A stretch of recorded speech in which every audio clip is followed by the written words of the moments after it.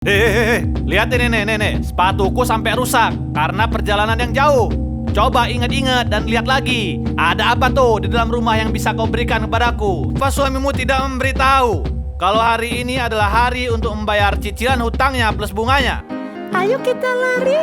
Karena debu-debu dosanya itu bisa menempel di tubuh kita dan kita akan terkutuk pula seperti dia. Ayo lari. Apa sebegini hinanya diriku ini? Ya Tuhanku, tolonglah beri kesempatan aku ini untuk membuat perdamaian denganmu. Maafkanlah dosa-dosa yang telah aku lalui ini. Aku berjanji akan meninggalkan kegiatan ribaku ini. Tidak, Pak. Ini adalah bayaran upah untuk satu harinya Pak Jafar bekerja di sini.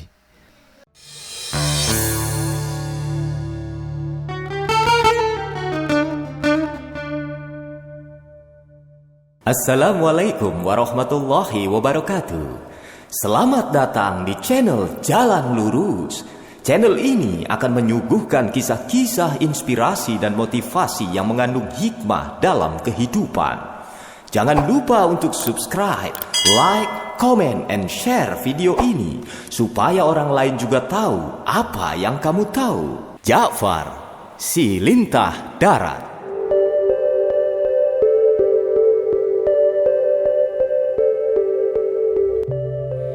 Ada seorang tokoh bernama Jafar yang pekerjaan setiap harinya adalah berkeliling dari rumah ke rumah sambil membawa buku berisi catatan.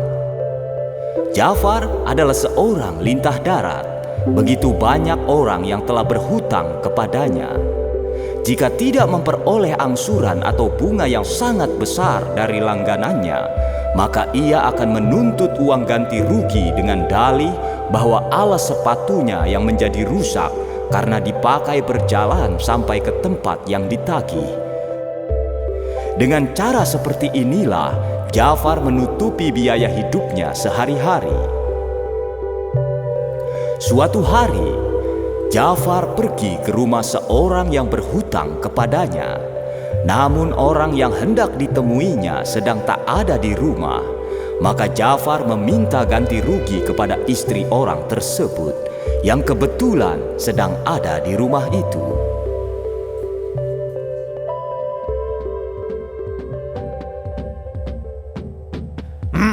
Hei, kemana suamimu hari ini pergi, wahai Rumniyah? Suamiku sedang berniaga. Dia pergi dari kemarin. Mungkin lusa baru pulang. Apa suamimu tidak memberitahu kalau hari ini adalah hari untuk membayar cicilan hutangnya plus bunganya? Adakah suamimu menitipkan uang cicilan dan bunganya padamu? Hah? Dia tidak mengatakan apa-apa, Tuan Jafar. Dan hari ini pun aku tak mempunyai uang untuk diberikan kepadamu. Aku sudah jauh-jauh berjalan kaki sampai sini. Masa aku nggak mendapatkan apa-apa? Jafar sengaja mengeraskan suaranya agar pihak yang ditagih, yaitu istri dari si penghutang, merasa ketakutan. Dan itu terbukti lumayan bisa membuat nyali sang istri penghutang menjadi ciut. Tangan Jafar menunjuk ke arah sepatunya. Lihat ini nih, sepatuku sampai rusak karena perjalanan yang jauh. Coba ingat-ingat dan lihat lagi. Ada apa tuh di dalam rumah yang bisa kau berikan kepadaku? Sebagai pembayaran bunganya saja dulu. Ada? Tidak ada. Tapi kami tadi menyembelih seekor domba. Dan lehernya masih tersisa. Jika Tuan sudi dan berkenan, maka akan aku berikan. Sejenak Jafar terdiam. Dia berpikir, daripada dia pulang dengan tangan hampa, sebaiknya memang diiya-iyakan saja tawaran tersebut. Setidaknya ia dapat memasak menjadi lauk di rumahnya. Bolehlah.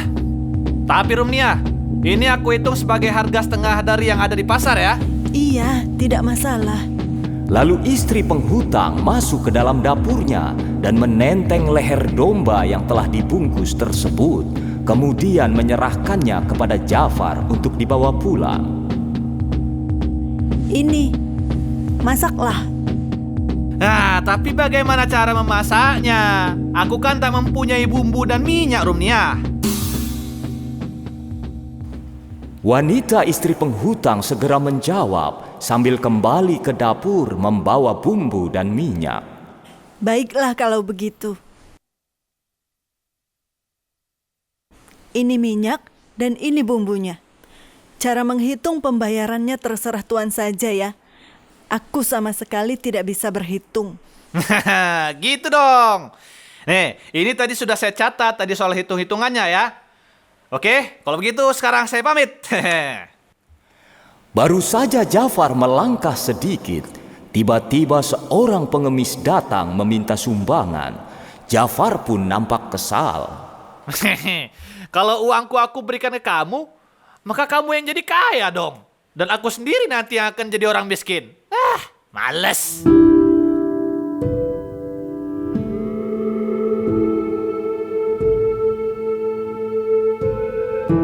Lalu Jafar segera meninggalkan tempat itu sambil menggerutu.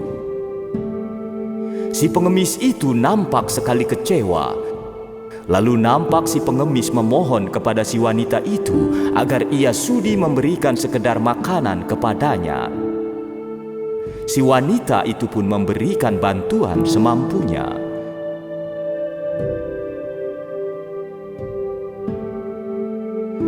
Keesokan harinya, Jafar berangkat pula untuk menemui orang-orang yang berhutang kepadanya. Kebetulan sekali hari itu banyak anak-anak bermain di jalanan. Ketika Jafar melintas di antara mereka, salah satu anak itu berteriak-teriak.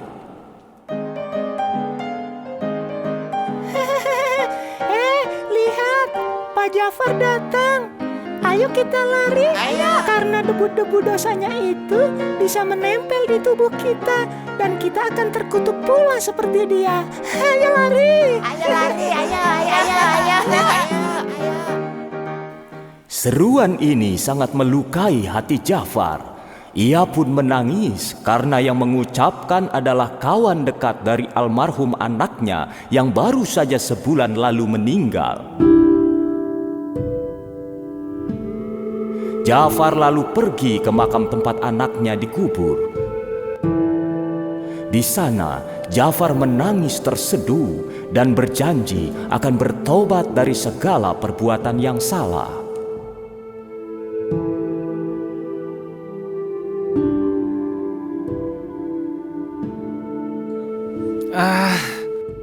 Apa sebegini hinanya diriku ini? Ya Tuhanku, tolonglah beri kesempatan aku ini untuk membuat perdamaian denganmu. Maafkanlah dosa-dosa yang telah aku lalui ini. Aku berjanji akan meninggalkan kegiatan ribaku ini.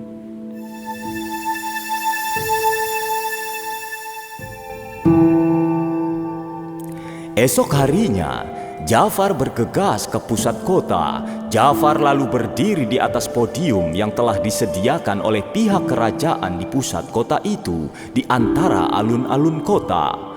Podium itu terbuka bagi masyarakat yang ingin menyampaikan pesan. Dengan lantang, Jafar berteriak di atas podium itu. Perhatian! Perhatian! Wahai penduduk kota, nama saya Jafar.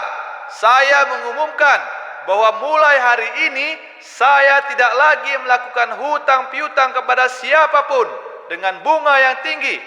Dan bagi siapa saja yang merasa telah memberikan bunga kepada saya akibat persoalan berhutang dengan saya, maka saya putuskan bahwa besok di rumah saya akan buka semenjak pagi hingga sore hari.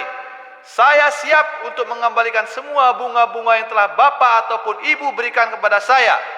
Saya sendiri masih punya catatan lengkapnya. Saya tunggu besok ya. Dan sekian dari saya. Terima kasih. Masyarakat yang kebetulan ada di situ semua bertepuk tangan.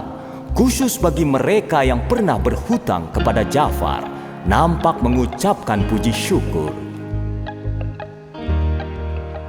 Keesokan harinya, orang-orang yang pernah dipinjami hutang dengan bunga yang tinggi berdatangan ke rumah Jafar.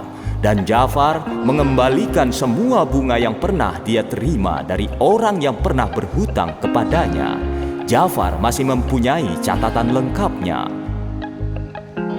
Terselip sebuah kisah di sini, yaitu pada barisan orang-orang yang antri, rupanya ada salah satu orang tua yang ingin meminta pertolongan kepada Jafar. Begini Pak Jafar, kalau Bapak periksa di buku catatan Bapak, nama saya pasti tidak ada di situ. Oh begitu. Tapi kalau nama Tuan tidak ada di sini, mengapa Tuan ikut berbaris antri di sini? Ya, karena saya memang sedang membutuhkan pertolongan, Pak Jafar. Seandainya Pak Jafar bisa menolong saya itu juga. Jafar segera memotong ucapan Fuad. Oh ada. Ini. Mohon diterima ya. Jafar segera memberikan pertolongannya. Alhamdulillah. Terima kasih ya Pak Jafar. Wah, ini banyak sekali. Nah, tidak mengapa. Nih, sudah, terima saja ya. Iya. Terima kasih ya Pak. Fuad pun segera pamit setelah mengucapkan terima kasih. Sementara Jafar kembali pada kesibukannya hingga malam tiba. Dan saat antrian telah berakhir, kini segala harta kekayaan Jafar ternyata juga telah berakhir. Semua harta benda milik Jafar telah diberikan semua kepada mereka, sehingga akhirnya Jafar tak mempunyai sesuatu apapun juga. Waktu pun berjalan. Di hari keempat setelah pengembalian uang bunga tersebut, sang istri mendesak si suami untuk bekerja karena di rumah sudah tidak ada lagi yang bisa untuk dimakan. Maka pergilah Jafar meninggalkan rumahnya untuk mencari pekerjaan. Sesampainya di kota, Jafar yang telah melamar pekerjaan ke sana kemari, rupanya tak juga berhasil mendapatkan pekerjaannya. Jafar lalu beristirahat di sebuah sudut kota. Tiba-tiba ada seorang yang memanggil namanya. Pak Jafar, Pak Jafar. Lalu Jafar menoleh. Kemudian Jafar berjalan mendekat ke arah orang yang kebetulan juga sedang berjalan mendekat ke arahnya. Saya dengar Bapak sedang mencari pekerjaan deh. Wah, Iya nggak sih? iya benar sekali. Kok tahu? Bagaimana? Apakah ada pekerjaan untuk saya? Saya tadi diamanati oleh ayah saya, Pak, supaya mencari Bapak dan memberikan pekerjaan. Hah? Oh begitu. Ya sudah, terima kasih kalau begitu. Kapan saya bisa mulai bekerja? Sekarang? Oh. Ya. Iya, memang harus sekarang, Pak. Akhirnya Jafar bekerja di tempat tersebut pada sebuah pabrik. Pekerjaan yang dikerjakan oleh Jafar kebetulan sesuai dengan bidangnya, menjadikan pekerjaan itu adalah sebuah pekerjaan yang sangat mudah bagi Jafar. Tidak memerlukan tenaga fisik yang berat. Jafar hanya mencatat jumlah uang dan menghitung. Lalu saat Jafar hendak pulang, Jafar diberi upah atas pekerjaannya. Namun betapa kagetnya dia, Jafar menerima upah yang banyak sekali. Dia bertanya, Wah, banyak sekali uang bayaran saya ini. Apakah ini bayaran untuk 1 bulan? Tidak, Pak. Ini adalah bayaran upah untuk 1 harinya Pak Jafar bekerja di sini. Ini amanat dari ayah saya, Pak. Dan Bapak besok ditunggu lagi di tempat kami. Oh, oke. Upahnya pun akan sebesar ini lagi, Pak. Oh, kalau begitu terima kasih ya. Iya, sama-sama Pak Jafar. malam harinya Jafar sampai di rumah. Ia merasa heran ketika hampir sampai ke rumah, terciumlah olehnya bau roti dan masak-masakan. Dengan berlari istrinya datang menyambutnya, menghapus keringat di wajahnya dan bersikap lembut kepadanya, sesuatu yang tak pernah dilakukannya di waktu yang sudah-sudah. Sesampainya di dalam rumah, Jafar menceritakan perjalanannya dari mulai mencari kerja sampai dia bekerja dan mendapat upah yang banyak. Sayang, aku mendapat upah besar. Sekarang aku bekerja pada seorang yang sangat pemurah. Iya, aku sudah tahu. Loh, kamu tahu dari mana sayangku? Dari pesuruh-pesuruh dan karyawan mereka. Tadi mereka ke rumah ini saat engkau sedang bekerja, membawakan gandum sepemikulan keledai. Yang lain membawa seekor domba yang telah dikuliti. Dan yang terakhir membawa minyak, madu, rempah-rempah, dan bumbu-bumbu. Semua itu mereka pikul, disertai seorang pemuda gagah yang membawa sebuah kantong berisi 300 dirham perak. Jafar terkaget-kaget mendengar cerita dari istrinya itu. Kemudian istrinya melanjutkan ceritanya. Oh iya, ada yang diamanatkan dari mereka, supaya aku menyampaikan kepada engkau, suamiku. Katanya, engkau besok harus masuk kerja lagi. Dan usahakan datang pagi hari sekali ya. Jafar menjawab, Baik istriku, kalau begitu besok aku akan datang ke pabrik pagi sekali. keesokan harinya, Jafar berangkat lebih pagi dengan semangat yang tinggi. Baru saja dia tiba di depan pintu, tiba-tiba seseorang tua memeluknya. Jafar seperti mengenalinya, namun memang lupa namanya. Maka Jafar pun bertanya, Aku seperti pernah mengenal Tuan, tapi aku lupa. Kita pernah ketemu di mana ya? Nama saya Fuad. Tuan masih ingat kan dengan saya yang waktu dulu itu ikut mengantri di barisan pengembalian uang bunga dari para peminjam 5-2 hari yang lalu? Oh, iya. Saya ingat. Tuan Fuad ya? Iya. Saat itu saya sudah mengaku kan kepada Tuan Jafar bahwasanya saya ikut berbaris bukan karena saya ada sangkutan utang piutang dengan Tuan Jafar, tetapi karena saya membutuhkan bantuan atau pertolongan. Dan terus Tuan beri bantuan kepada saya. Dan yang Tuan berikan itu sangat besar jumlahnya. Uang itu memang saya butuhkan untuk perjalanan keluar kota, menemui seseorang pemilik pabrik. Saya mau melamar pekerjaan agar saya bisa bekerja di tempat itu. Ternyata orang yang saya temui itu adalah adik dari ayah saya yang telah bertahun-tahun telah mencari saya. Akhirnya saya bukan saja bisa bekerja di pabrik tersebut, tetapi pabrik itu telah diberikan kepada saya. Jafar merasa kaget, tangannya bergetar sambil menunjuk ke arah pabriknya. Wah, berarti pabrik ini sekarang adalah milik Tuan Fuad. Iya, betul sekali. Masya Allah, tabarakallah. Dan pesan dari adik ayah saya adalah membantu kehidupan Pak Jafar. Karena tanpa bantuan uang dari Pak Jafar, tak mungkinlah saya bisa bertemu dengan adik ayah saya yang memiliki pabrik ini.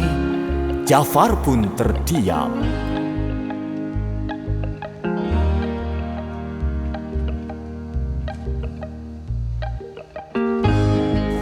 Demikianlah kisah ini. Semoga menjadi hikmah bagi siapapun yang mendengarkannya. Wallahu a'lam bishawab. Sampai jumpa pada kisah-kisah selanjutnya. Assalamualaikum warahmatullahi wabarakatuh.